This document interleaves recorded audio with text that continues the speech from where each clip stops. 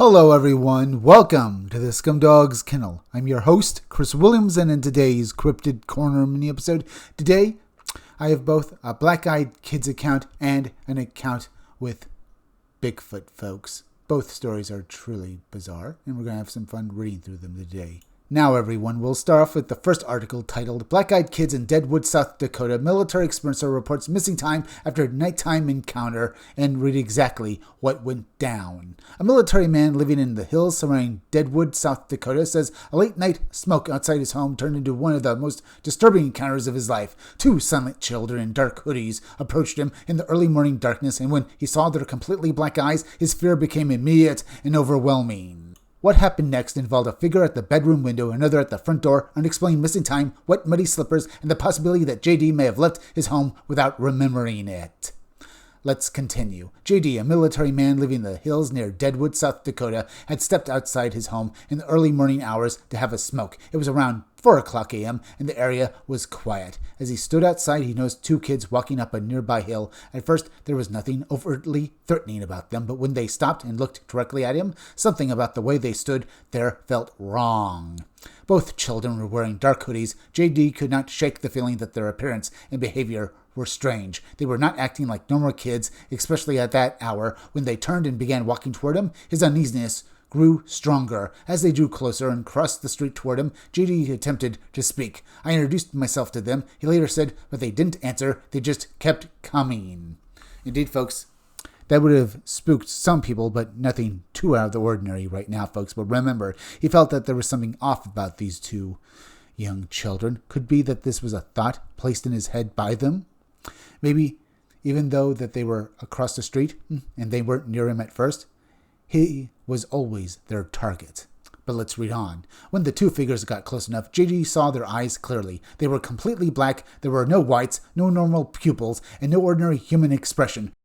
The sight frightened him badly. He immediately backed away and retreated into the house. Once inside, JD asked his wife if she had heard him talking to the kids outside. She told him that she had not heard anything. The couple eventually went to bed, but JD could not dismiss what he had seen. A short time later, he noticed one of the boys outside the bedroom window. At this point, this is either you call the police and get a gun, or you just get a gun and you threaten this, presence, folks.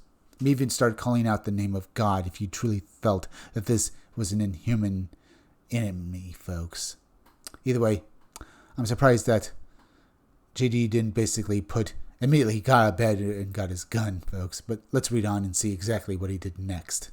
The realization hit him hard. One of the black-eyed kids was at the window, another was at the front door. JD rushed to bolt the front door, but for reasons he still cannot explain, he never made it there. Instead, he turned around and went back toward the bedroom. When he looked again, the boy was still standing outside the window. At that point, JD believed the children may have been wearing masks. He reached for his pistol, intending only to scare them away, but his fear had intensified. One was at the window, one was at the door. He felt surrounded inside his own home. Then his memory stopped. The next thing JD remembered was waking up in bed. As I said, folks, I'm glad he got a gun, but I'm surprised he didn't immediately go for his phone, folks, as well, and call the police. But he was going to get his gun and try to defend himself. But remember, for whatever reason, JD felt compelled to go back to his bedroom window, as if the thought was in his head. Perhaps they were already in it, manipulating him, folks, and they needed him basically there because they were about to abduct him. Because the wife says further on what happened next, and exactly how long he had actually been gone. So let's continue now.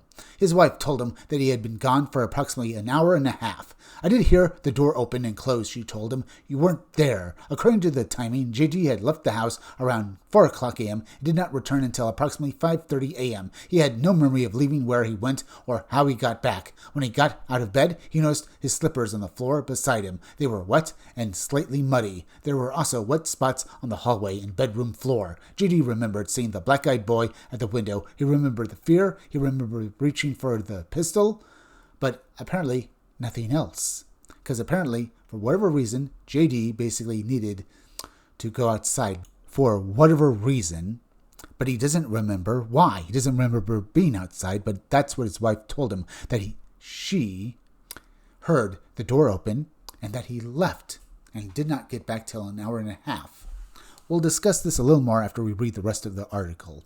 After that, there was only a blank space. He contacted me a few weeks after the encounter. Neither JD nor his wife had seen the black-eyed kids again, but he remained deeply concerned that they might return. JD believes the beings were not human. In his opinion, they may have been otherworldly entities, possibly extraterrestrial. Indeed, unlike other black-eyed kids accounts where these entities will walk up to you and ask to be, let inside, your home, this account is very odd.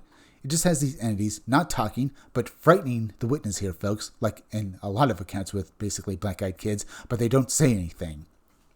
They don't ask to be brought in. They don't ask for a phone or anything, folks. They just stare at this man, and it feels like they're altering the way he thinks.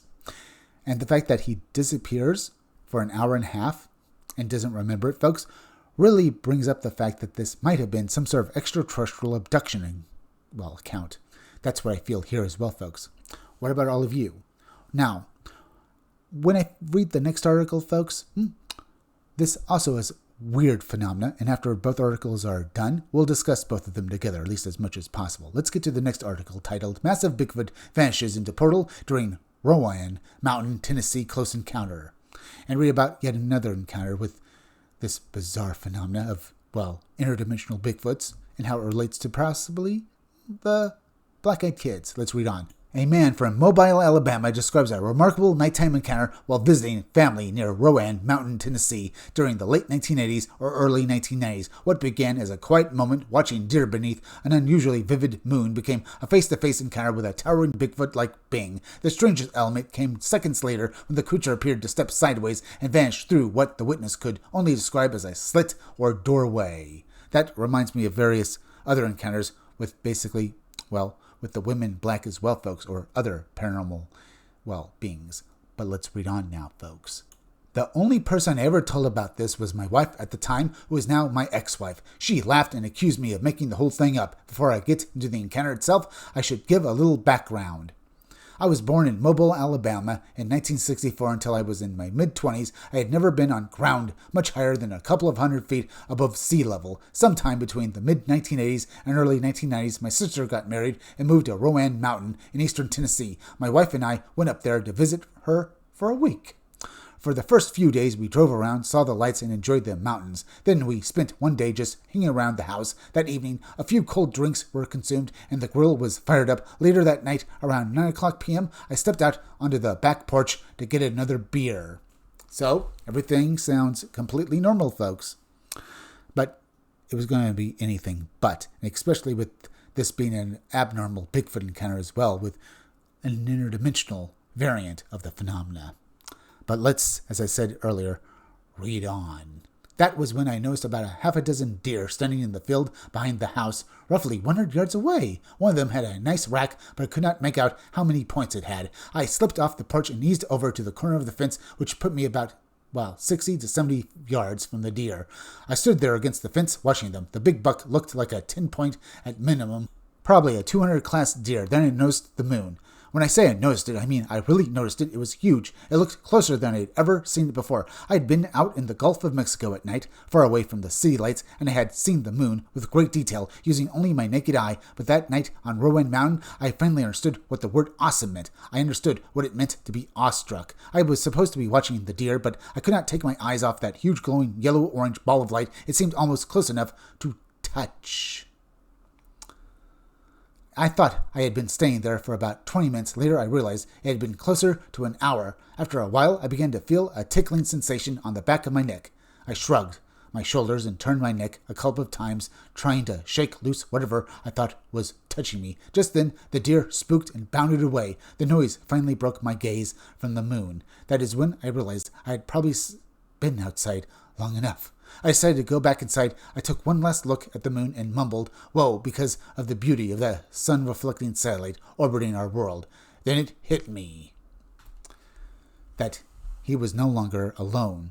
Not only did the deer basically run off in fear of something, but something was close by him, something inhuman, folks, something that would forever change his view of the world, I would imagine, especially because it just did not end with him seeing a cryptid, folks.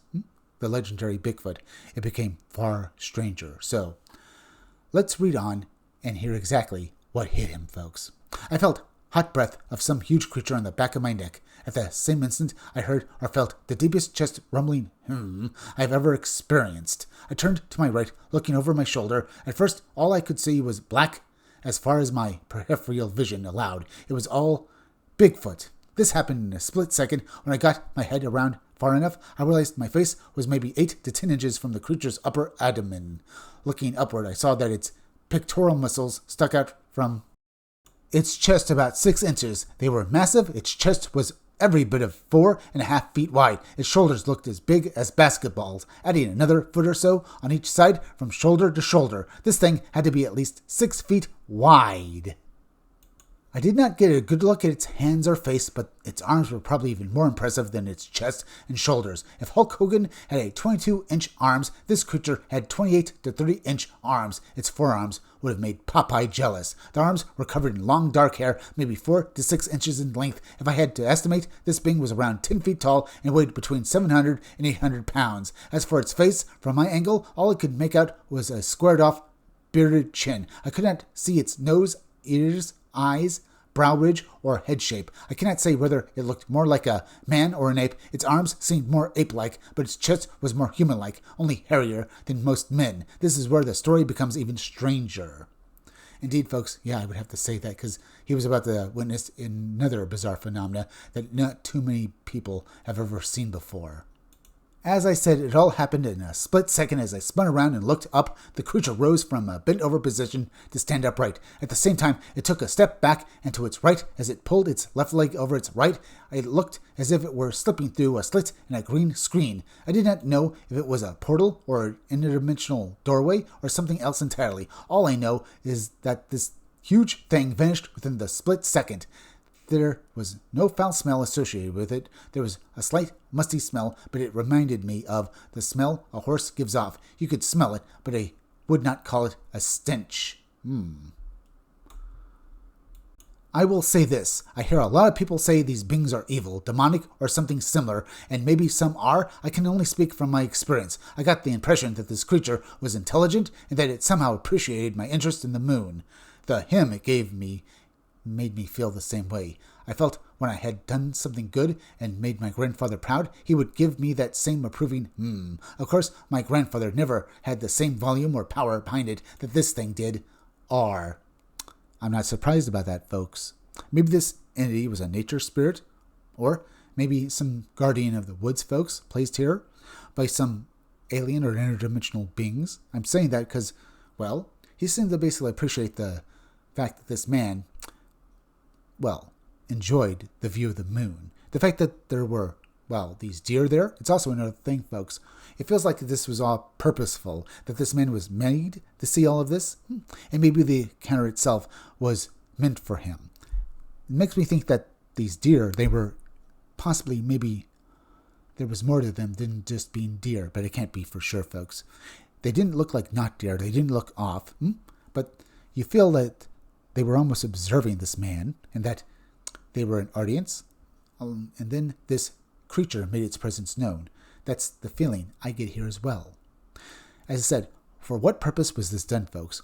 Like with the black-eyed kids, it feels like there was something more here that we just do not understand. Much with the black-eyed kids, folks, these deer feel like they were, there for a purpose. And it feels like the purpose might have been basically to show this man this Bigfoot and to basically have him witness this Bigfoot slipping into an interdimensional portal. Because when you think about it, folks, this Bigfoot basically being there to prove this man's interest in the moon, it sounds possible and feasible, but also it sounds like basically it's sort of basically part of a story. Like it's a cover story that this man believes, but it really was and did happen there because whatever controlled this entity wanted him to see this Bigfoot.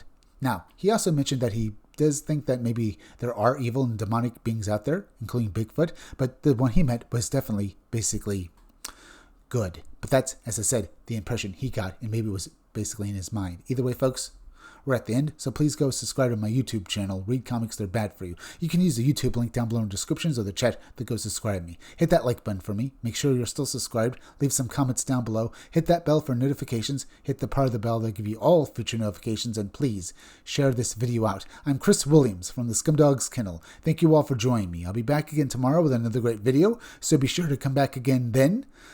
Until next time, folks, I'll see you all again soon.